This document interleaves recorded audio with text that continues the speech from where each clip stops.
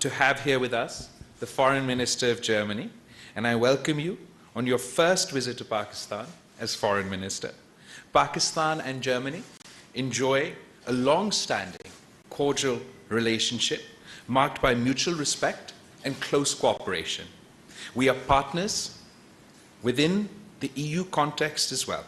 The two countries have had regular interactions in the recent past, and this reflects the resolve of both sides to deepen our consultations on issues of peace and stability in the region and to work closely for the promotion of bilateral relations. Germany is the largest trading partner of Pakistan within the European Union and also the fifth largest export destination for Pakistan internationally.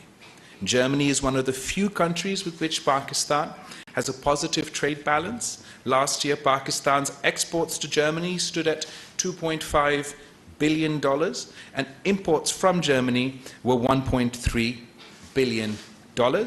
And Germany is the seventh largest foreign direct investor in Pakistan, with 35 German companies investing in Pakistan with a total investment of US dollars 380.5 million.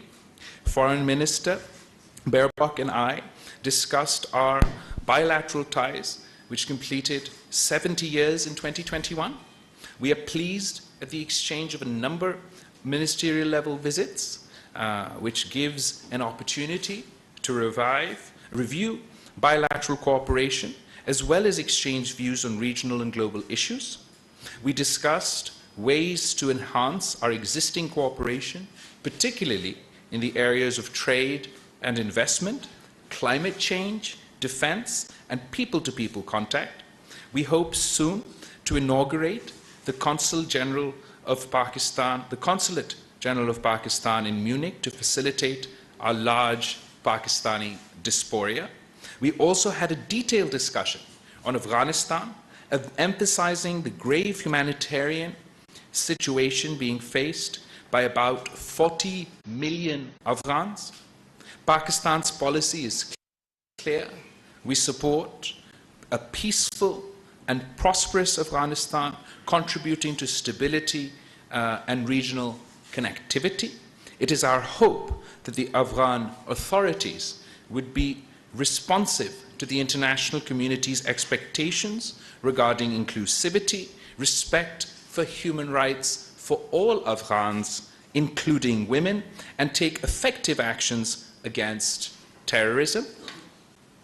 For its part, the international community must be actively engaged in preventing a humanitarian crisis. We also believe that the release of Afghanistan's financial assets would be crucial in stabilizing the economy and giving it sustainability. This is all the more important as the world's attention and resources are currently focused on the Ukrainian crisis. It is essential that the people of Afghanistan also receive the world's attention. I assured the Foreign Minister of Pakistan's continued support to foreign governments, the EU and international organizations engaged in evacuation of their personnel from Afghanistan. We have facilitated the evacuation of over 90,000 people belonging to 24 countries and international organizations so far in the earlier phases.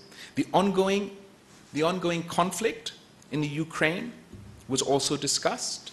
Pakistan has continuously emphasized the principles of the United Nations Charter, including self-determination of peoples, non-use or threat of use of force, respect for sovereignty and territorial integrity of states, and peaceful settlement of disputes. Pakistan remains concerned about the well-being of the Ukrainian people. Reports of civilian casualties, massive outflow of refugees, and internally displacement of peoples are disturbing. In solidarity with the people of Ukraine, Pakistan has sent 4 plane loads of relief assistance, including medicine and food items, The Ukrainian conflict has shown how interlinked today's world is, as ramifications of a conflict on the European continent are being felt in Pakistan in the form of rising fuel and food prices.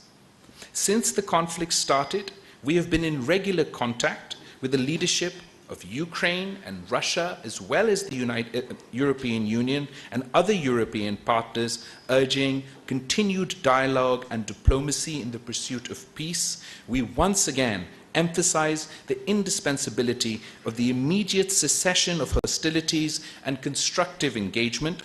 Pakistan fervently hopes that a solution would be found through dialogue and diplomacy at the earliest possible. We also discussed the continuing human rights violations in Indian-occupied Jammu and Kashmir, the rising tide of Islamophobia across India, and risks posed by the developments for regional as well as international peace and security. In the latest incidents, derogatory remarks made by two senior officials of India's ruling BJP party by the Holy Prophet, peace be upon him, deeply offended the sentiments not only of Muslims in Pakistan, Muslims within India, but Muslims across the world. And I emphasize that sustainable peace in South Asia remains contingent upon the peaceful resolution of the Jammu and Kashmir dispute in accordance with the relevant UNSC resolutions and the wishes of the Kashmiri people. Pakistan has close cooperations with Germany in a number of areas, and we desire to expand it further to other areas of mutual benefit of our two countries. I conclude by thanking the Foreign Minister for her visit, and I look forward to continuing to work with her towards regional peace and for further deepening our bilateral ties. I will now give the floor to the Foreign Minister of Germany. Thank you very much, ladies and gentlemen, Excellency, dear colleague. Thank you very much for the friendly and warm welcome here in Islamabad. We are meeting today in a time of multiple crises. The Taliban, as you have mentioned, have brought incredible suffering and hunger to the people in Afghanistan. But the crisis has consequences far beyond its borders, and no country has felt the impact more severely than your country, than Pakistan. Furthermore, Russia's invasion of Ukraine is not only threatening the foundations of our international order, Russia's restriction on wheat exports and its siege of Ukrainian ports have sent food prices skyrocketing. Few countries import more wheat from both Russia and Ukraine than Pakistan.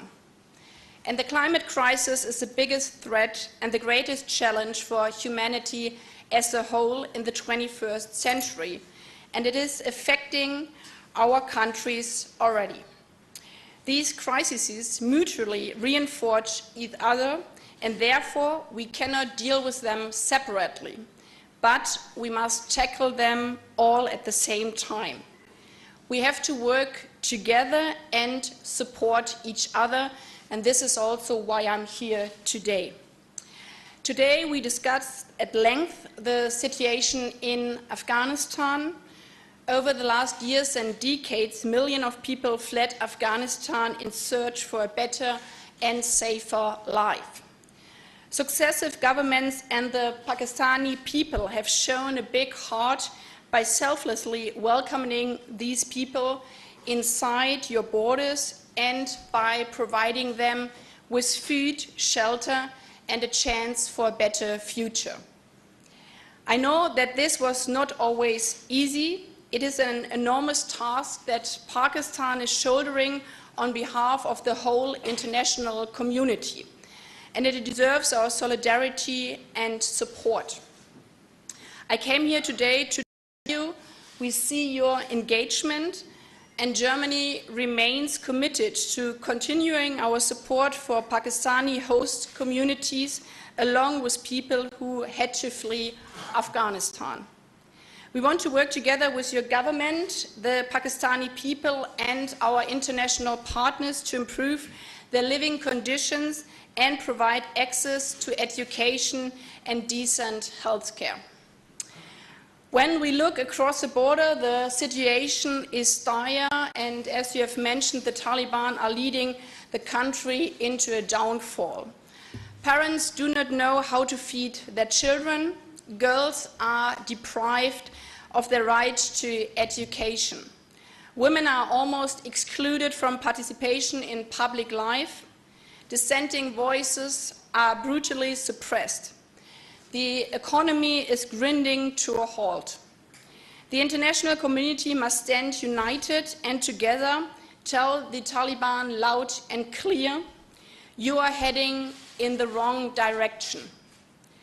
As long as they go down this path, there's no room for normalization and even less for recognition of the Taliban as the legitimate rulers of the country. At the same time, we will not forget and we will not abandon the people of Afghanistan. It is not the fault of the people that the Taliban government overthrew the government and since then have tightened their grip on the Afghan society. We will continue to provide humanitarian aid and support the people who need it the most, especially women and girls who suffer more than anyone else under the Taliban's rule.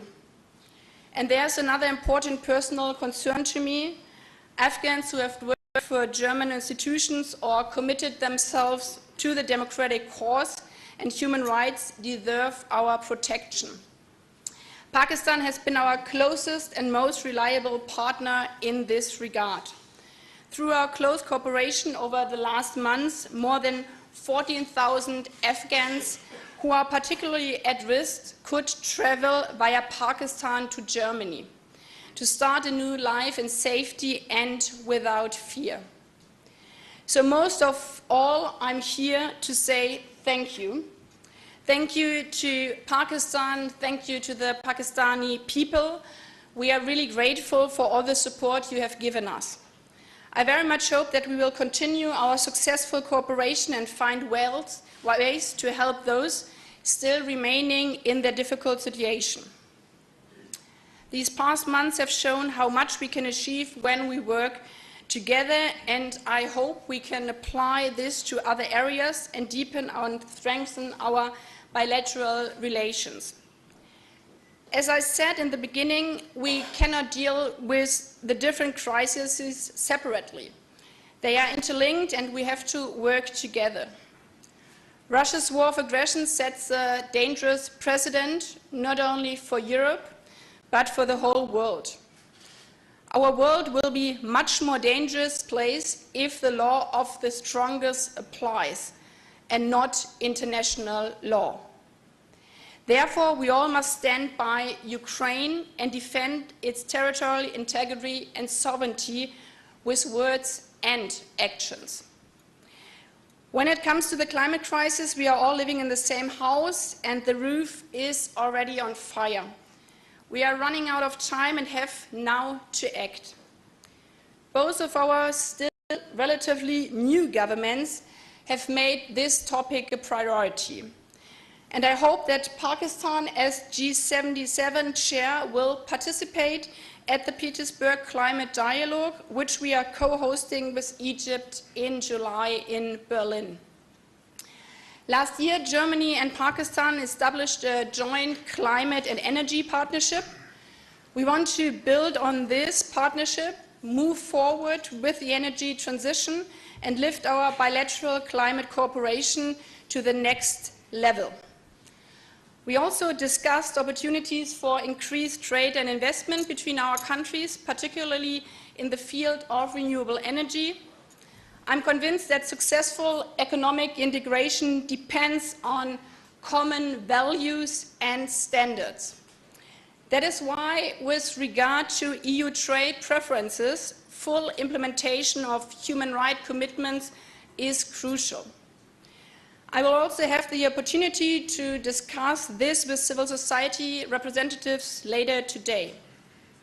Experience shows in your country, in my country, that women's rights are an important indicator for the state of human rights and for well-being in a society as a whole. That is why I'm looking forward to visiting a police station focused on combating gender-based violence tomorrow. Dear colleague, Excellencies, faced with multiple crises, we only have a fighting chance if we exchange ideas, discuss openly and frank, and cooperate closely. I'm optimistic that our meeting today has laid the groundwork for our successful cooperation in the future, and thank you again for the warm welcome here in Islamabad. Thank you. Thank you, foreign ministers. The ministers would have time to take a couple of questions. I propose to take questions alternatively from our colleagues from Germany and Pakistan. And let me start by giving the question to a gentleman on the right. Please introduce yourself and also to whom you are addressing the question. Yeah, my name is Jörg Blank from a German press agency, DPA, and the first question goes to Ms. Baerbock. What can be done to help the people of Afghanistan while increasing pressure on Taliban at the same time? And the second question to Mr. Sardari. Al-Qaeda can once again operate from Afghanistan. So what can Pakistan do about it to fight the terrorism in Afghanistan? Thank you. Thanks for your question. It is crucial that the Taliban hear the same message from all of us, and that's why we discussed the situation in Afghanistan very extensively. We are facing a humanitarian disaster, and this is also why we, both countries, continue to provide humanitarian aid, because we cannot let people starve. But anything else above humanitarian aid must be strictly conditionalized. We see, in my point of view, that the Taliban are heading towards the wrong direction, and therefore it is also crucial that economic supports need to be conditionalized with regard to the basic rights of the people. But this is also part of foreign policy. We have to be very honest. Our influence on what happens inside Afghanistan is very limited. It depends on the Taliban making rational choices in their own economic interest, and that is not what they are doing right now, and therefore we are supporting the people of Afghanistan with humanitarian relief and bringing out those who are endangered by their life. I'm going to address all three of your questions because I think it highlights sort of the main expectations from Pakistan and the international community from Afghanistan. One is dealing with the humanitarian economic crisis, and then, as you said, terrorist activity from Afghanistan vis-a-vis Al-Qaeda. We have in Pakistan been facing the brunt of terrorism and extremism over the past many decades, and so have, of course, the people of Afghanistan. It is in our interest and in the world's interest that there is a peaceful and stable Afghanistan that does not have its soil used for terrorist activities within the international, within the region or anywhere else in the world. There are questions as far as the capacity of the new regime to tackle this problem, and it is important for us to engage with them, as far as our security concerns are concerned, or terrorist activity from any group impacting any country is concerned. But what I must emphasize is that Pakistan is not only a victim of terrorism. I am a victim of terrorism. And I am a victim of terrorism and terrorist groups that operated in my country and operated in another country. But when I plead the case for humanitarian assistance for Afghanistan, for the people of Afghanistan, or when I plead the case of us all working together to try and ensure that we halt the complete and utter collapse of the economy in Afghanistan, that is in spite of or regardless of my views or whoever else's view, anybody else's views vis-a-vis the regime that is imposed in Afghanistan at the moment. it is because we're particularly concerned about the consequences of a humanitarian crisis of this scale on our border.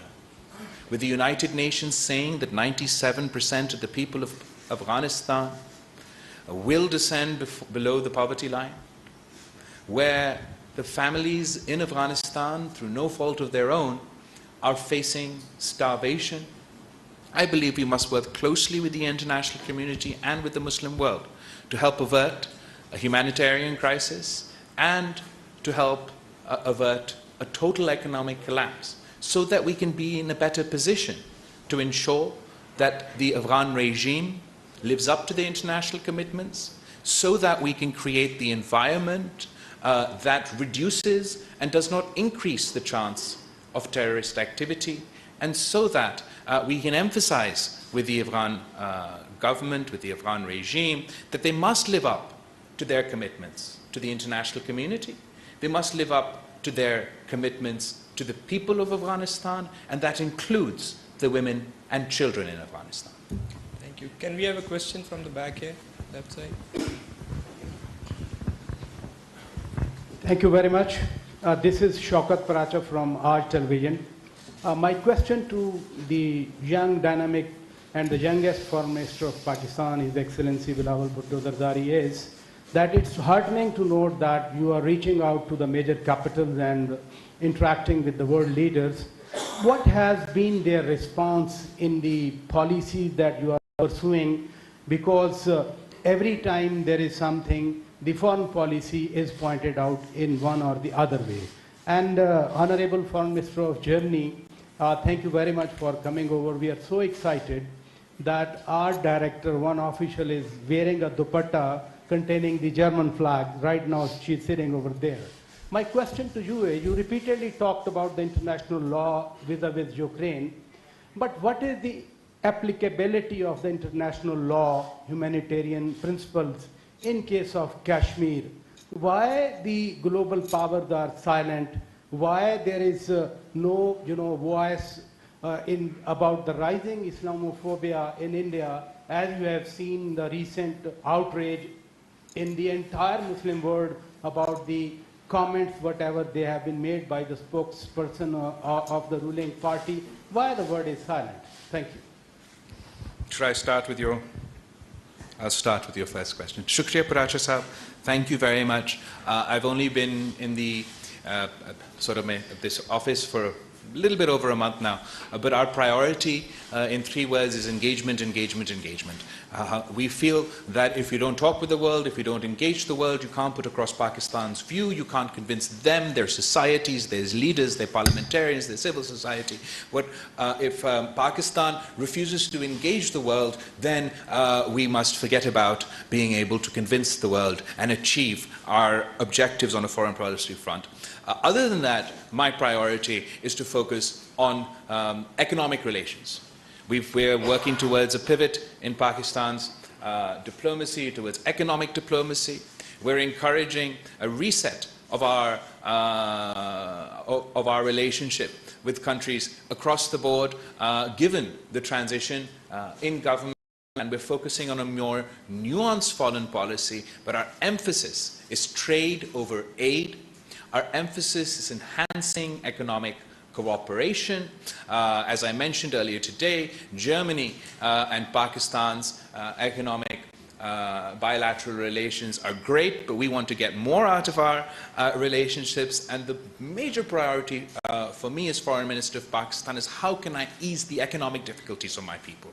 And on the main agendas on our list on that front is the FATF restrictions, the FATF restrictions that are causing a drag, an unnecessary drag on the Pakistani economy in difficult times, the GSP plus status that Pakistan had won with Europe in previous governments. We're very keen to see that that status is extended and the Pakistani businesses in Pakistan, the Pakistani economy can benefit from these from this opportunity. So these are my priorities, and as far as the India question is concerned, I'll allow Foreign Minister to respond. Thanks for your kind words, and thanks for the question. The foundation of the United Nations is that human rights are indivisible. And this counts for every region in the world. This also counts for Kashmir. This counts for women's rights. This counts for minority rights and also religious rights.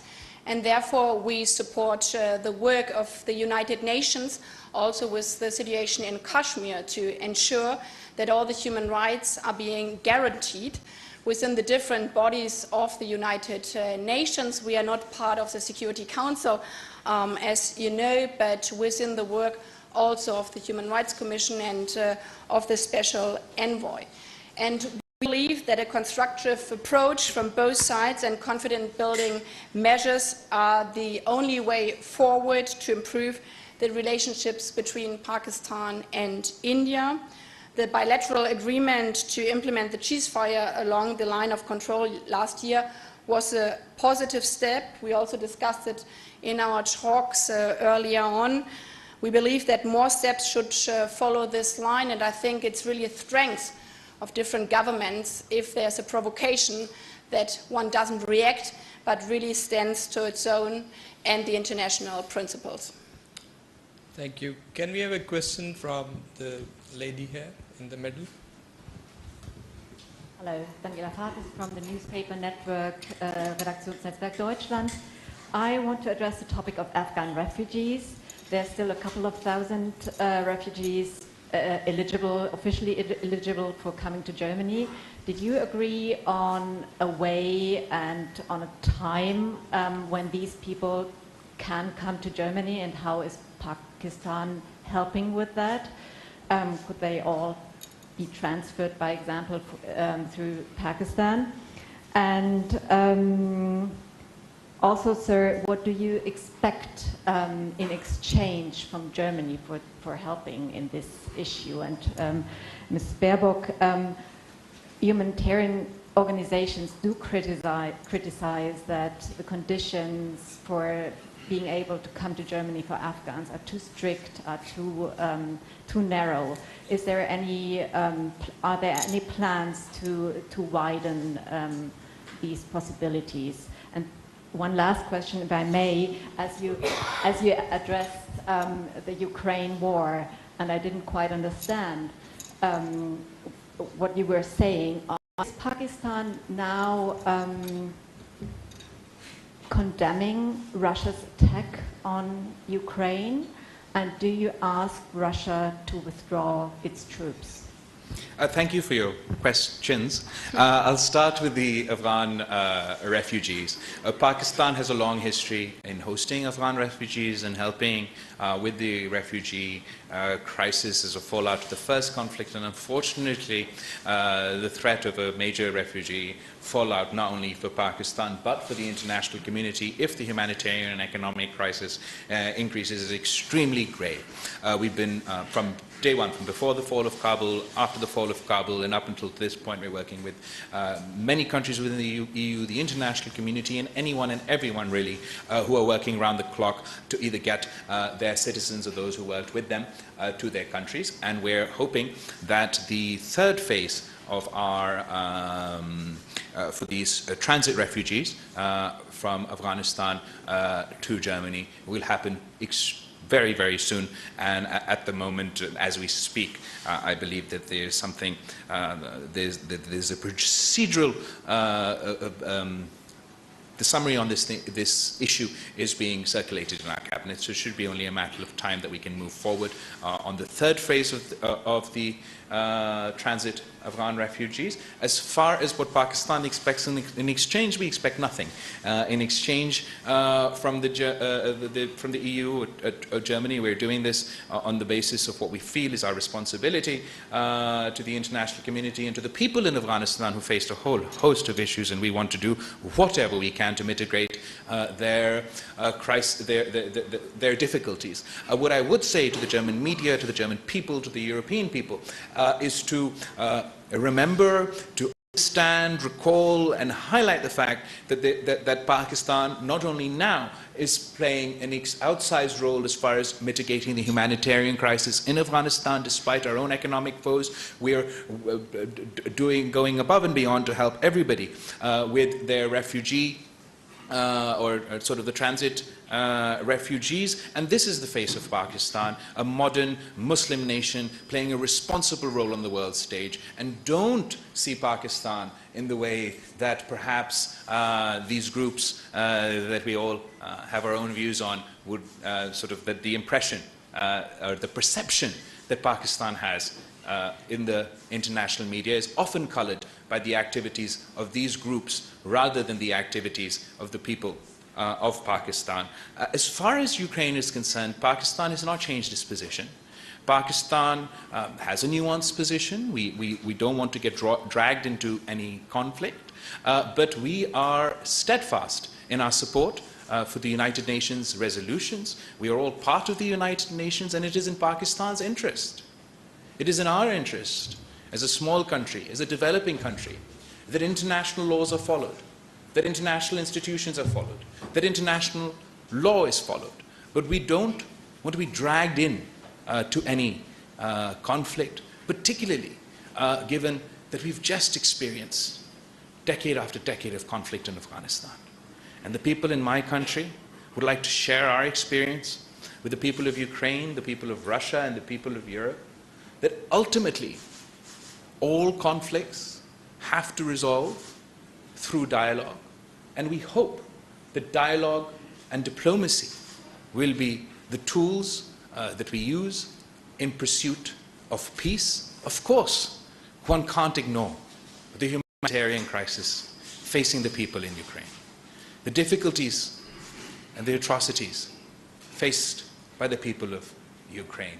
And it is because of that that once again, despite Pakistan's own extremely difficult economic situation, we have sent, I believe, 4 flight loads of humanitarian assistance to the people of Ukraine. But as far as our position is concerned, we will continue to advocate for dialogue and diplomacy in the pursuit of peace.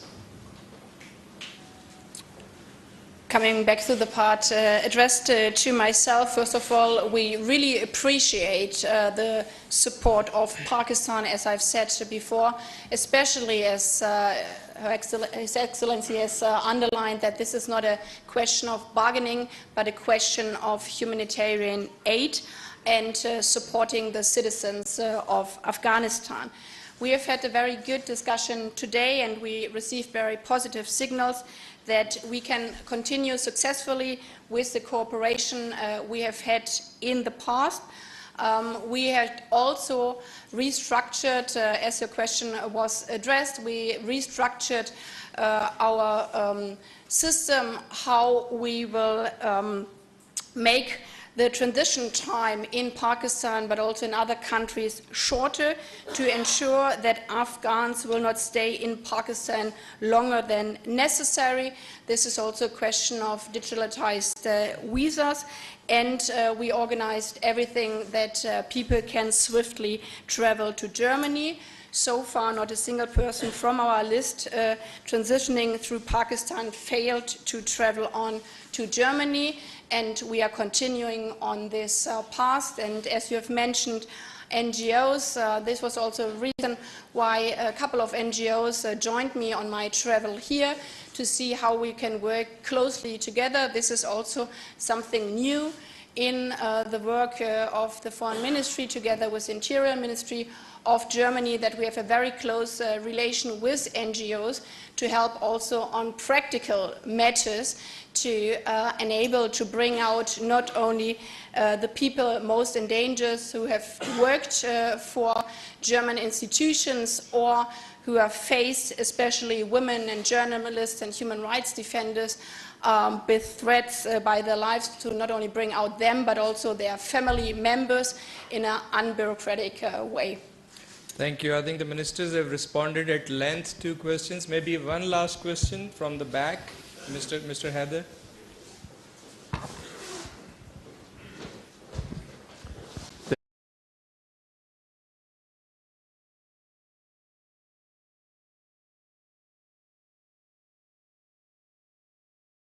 diplomacy, conflicts through peaceful means. So the first question is in the context of regional peace. And you have said you have more than 1 month in power and taking so many initiatives, economic and other. Are you taking any initiative to resolve Jammu and Kashmir issue, and any hope for the resumption of dialogue with India so that these all issues could be addressed through dialogue and talks? And beyond writing letters to different international organizations on rising Islamophobia in India, what other steps could be taken to bring India under pressure to stop these things? And to German Honorable Foreign Minister, of course, you might have sought Pakistan's support on Ukraine. Pakistan has no other options to go for economic cooperation with Russia and with China. Would you propose and suggest what are the other alternate means of getting economic cooperation, energy, trade, and these all things? When Pakistan gets closer to Russia and China, of course, this is not acceptable to the Western community. So Pakistan doesn't have any other options. So on this front, how Germany, being an economic part of Europe, could assist and cooperate with Pakistan? Thank you so much. Thank you for all your questions. I'm going to start from the end and go back. Pakistan wants to engage with the entire world. We are neighbors with China. We have a long-standing relationship with them. Lekin jaise aapko pata hai, you must know that Pakistan has played a very unique role within the context of China and international cooperation. In fact, Pakistan's role in establishing diplomatic relations between China and the United States is now part of history. We played a very important role in increasing cooperation, increasing engagement, and in fact establishing those diplomatic relations. So today I see Pakistan's role as not trying to aggravate any regional conflict or any conflict at all. We want to continue our engagement, but also play that role as a bridge. And from our perspective, from our national security interest, from our security interest, from our country's perspective, from the interest of our region, it serves all our interests. It serves the interests of Pakistan, it serves the interest of everyone in our neighborhood. That instead of increasing conflicts, moving towards more of a new Cold War order, that we could engage in dialogue, in diplomacy, in the pursuit of dispute resolution, decreasing conflict rather than increasing conflict. As far as Kashmir is concerned, as you said, I've only been in this job for a month now, but I don't believe there's been a single meeting where the issue faced Kashmiri brothers and sisters have not been addressed. Whether it is at the United Nations, and I'm speaking within the context of food insecurity, whether at Davos, whether in China, whether standing next to Secretary Blinken or the various foreign ministers that we've managed to engage with, or indeed today with the Honorable Foreign Minister of Germany, we have consistently and persistently advocated for the resolution of the issues faced by the Kashmiri people, and with a particular emphasis on the fact that the situation has deteriorated. The space for practical peace and dialogue has deteriorated, not by an action of Pakistan, not by from our side, but by unilateral provocative actions from the Indian side. Whether you talk about the August 2019 events which undermine the internationally disputed status of the region of Kashmir, whether we talk about the process that started in August 2019 of allowing non-Kashmiris to settle and buy property in Kashmir and begin the process of undermining the Muslim majority, disempowering the Muslim majority, whether we talk about the May 5th so-called Elimination Commission, there was in fact an artificial gerrymandering exercise to once again disempower, disenfranchise the Muslim majority and artificially turn them into a minority. We consistently advocate for our Kashmiri brothers and sisters, and we believe that the provocative statements, Islamophobic statements emanating out of officials of the Indian governing party yesterday are absolutely outrageous. And this is an action that is condemnable, not only by the Muslims of India, not only by the Muslims of Pakistan, not only by the Muslims of Kashmir, but the Muslims all over the world. It exposes the Indian facade of a secular democratic nation. They are no longer, if they are unable to apologize, if they are unable to take appropriate action, then it is further proof that this is no longer secular India. This is Hindutva India. This is Hinduism superiority in India.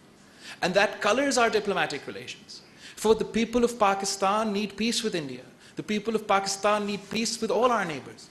But for us to be able to talk about peace, we have to talk with a rational actor, with an India that believes in engagement, which believes in equal rights for all citizens or all players regardless of their religion, regardless of their ethnicity.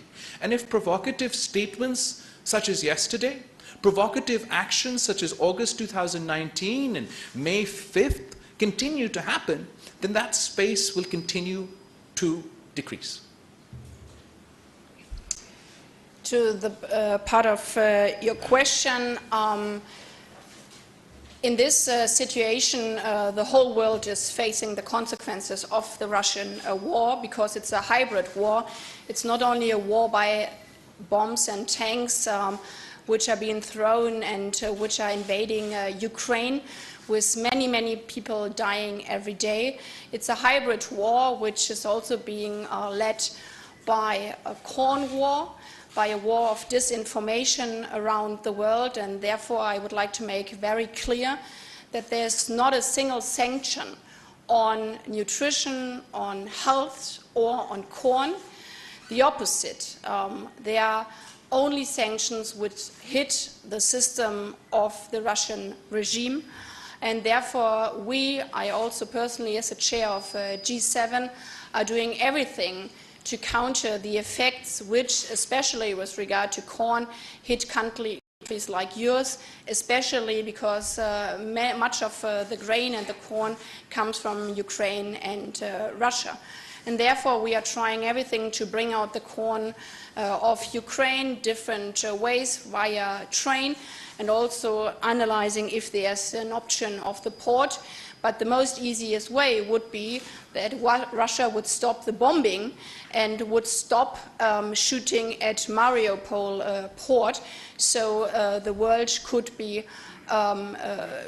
be saved again with regard to the corn war.